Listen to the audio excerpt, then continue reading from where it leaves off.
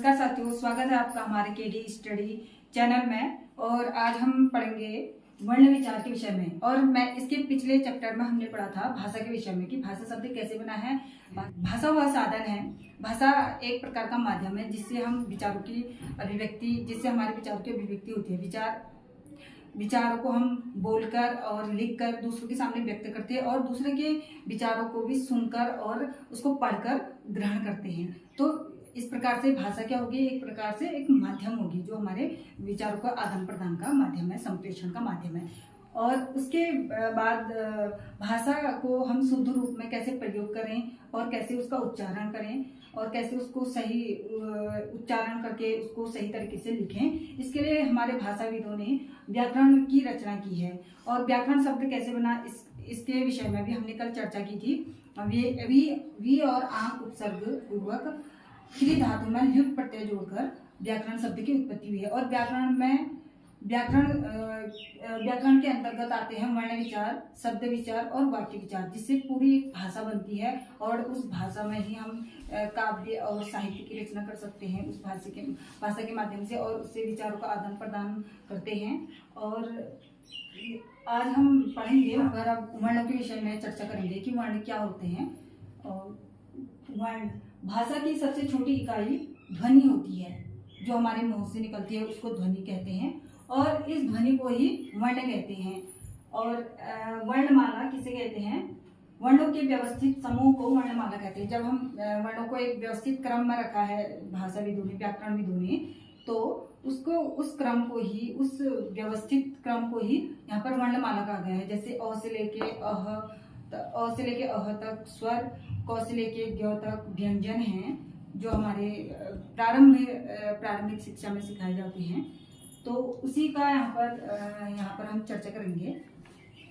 मूलतः हिंदी भाषा में वर्णों की संख्या कितनी है वो पहले जान लेते हैं, क्योंकि परीक्षा में इसी तरह के प्रश्न आपके आते हैं। वर्ण की संख्या है दो प्रकार से। वर्णों की संख्या को हम यहाँ पर विभाजित करते हैं। नंबर 1 उच्चारण के आधार पर और नंबर 2 लेखन के आधार पर। उच्चारण के आधार पर वर्णों की संख्या 45 यानी कि 45 है, और लेखन के आधार पर वर्णों की संख्या 52 यानी कि 52 है। ठीक है। और प्रश्न अक्सर ऐसे पूछा जाता है आपकी परीक्षाओं में, प्रतियोगी परीक्षाओं में, कि लेखन के आधार पर हिंदी भाषा के कितने वर्ण हैं, या फिर उच्चारण के आधार पर हिंदी भाषा में कितने वर्ण हैं। तो आपको इनका ज्ञान होना बहुत जरूरी है। इसलिए मैंने ये परीक्षा के लिए अत्यंत उपयोगी है, बहुत उपयोगी है। तो इसलिए मैंने आपके लिए ये मुख्य रूप से यहाँ पर इम्पोर्टेंट है, महत्वपूर्ण है। तो मैंने इसको इस तरीके से डायग्राम बना के आपको समझाया ताकि आपके दिमाग में फिट रहे। तो आपको समझ में आया होगा यहाँ तक कि वर्ण क्या है और वर्णमाला क्या है, किसे कहते हैं वर्णमाला, और वर्णमाला की संख्या कितनी है हिंदी भाषा में।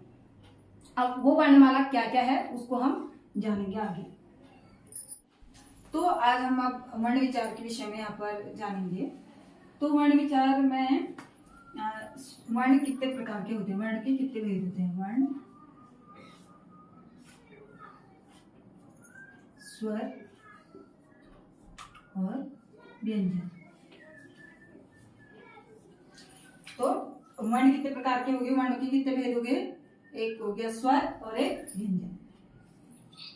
ठीक है। तो इस स्वर का उच्चारण हम इस प्रकार से करते हैं: ओ, आ, ई, उ, री, ए, ऐ, ओ, औ, अं, अह। जो इसमें री है, जो इसमें री वर्ण आया है, री वर्ण ये संस्कृत भाषा का वर्ण है।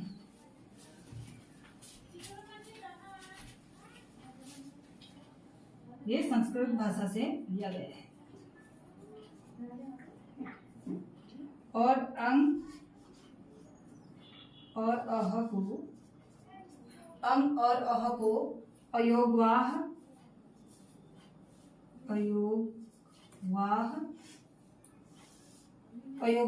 बोला जाता है। अर्थात ये ना स्वर में आते हैं और नए व्यंजन में आते हैं, इनका योग कहीं नहीं बनता, तो इसलिए अयोगवाह वर्ण कहे जाते हैं। वैसे लेखन की दृष्टि से इसमें आ जाते हैं स्वर में, और उच्चारण की दृष्टि से व्यंजन में आते हैं, इसलिए इनका योग कहीं नहीं बनता है, तो ये अयोगवाह कहे जाते हैं। और अंग को अनुस्वार बोला जाता है।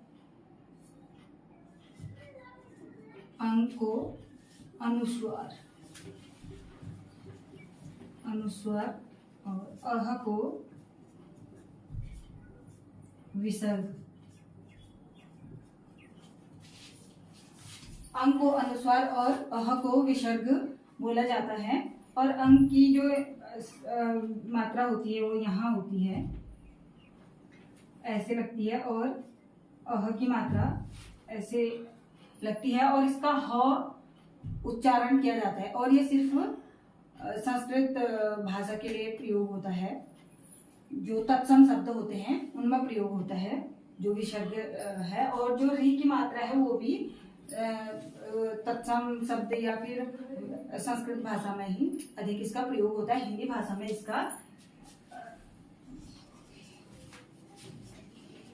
में इसका ये चिन्ह है, ये मात्रा होती है इसकी। ये लिखा तो संस्कृत भाषा में लेखन दृष्टि से ऐसे है, और हिंदी भाषा में ये इसका प्रयोग इस प्रकार से किया जाता है। इसकी चर्चा हम इसको पूरी जानकारी के लिए अब हम व्यंजन वर्णों का जब हम चर्चा करेंगे, व्यंजन वर्णों की जब हम चर्चा करेंगे तो उसमें इसको और अच्छे से हम यहाँ पर समझाएंगे कैसे फिर शब्द बनते हैं और शब्दों में इनका प्रयोग जो ये अयोगवा है और री की मात्रा है उनका कैसे प्रयोग किया जाता है, और स्वरों का प्रयोग व्यंजन में कैसे होता है। और स्वरों के विषय में एक और चीज जान लीजिए कि जो स्वतंत्र रूप से बोले जाने वाले वर्ण होते हैं उन्हें स्वर कहते हैं। तो ये आपकी परीक्षा की दृष्टिकोण से बहुत महत्वपूर्ण है। ये आप इस बात को याद कर लीजिए कि स्वर किसे कहते हैं। कभी कभी परीक्षा में पूछा जाता है कि स्वर किसे कहते हैं, या स्वर की कोई इस तरीके की परिभाषा दे देंगे, तो आपको स्वर के विषय में पूरी जानकारी होनी चाहिए कि स्वर वर्ण क्या होते हैं। इन्हें अक्षर भी कहा जाता है। अक्षर अर्थात जिनका क्षय नहीं होता, अर्थात नष्ट नहीं होते, जो उन्हें अक्षर कहा जाता है। ये मुंह से बिना हवा के रुकावट के ये सीधे मुंह से बोले जाते हैं, और ये स्वतंत्र रूप से बोले जाते हैं, इसलिए इन्हें स्वर कहा जाता है। और अगले वीडियो में हम आपको व्यंजन वर्ण के विषय में बताएंगे। और आज का वीडियो आपको कैसा लगा, आई होप कि आपको समझ में आया होगा। धन्यवाद।